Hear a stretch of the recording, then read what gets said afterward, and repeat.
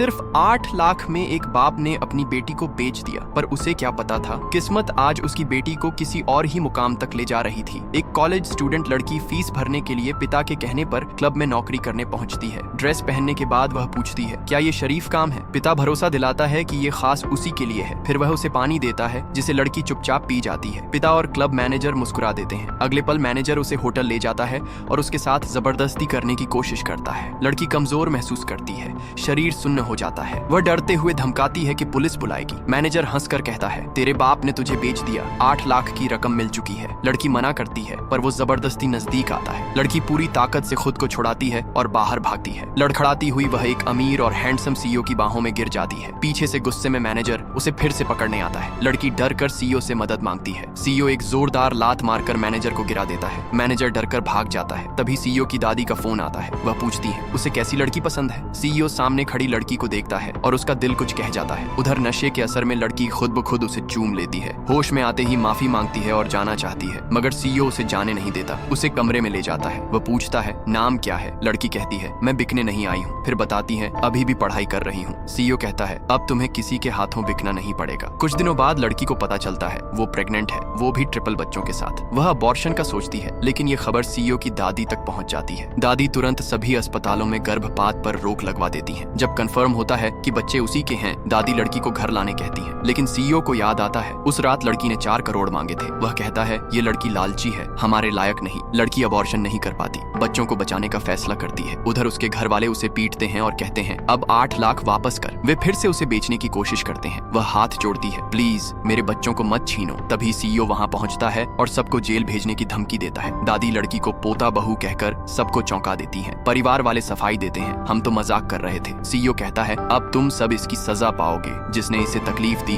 अब वही जेल में सड़ेंगे। आखिर में जिसे सबने बेचा समझा वही किसी की सबसे कीमती बन गई।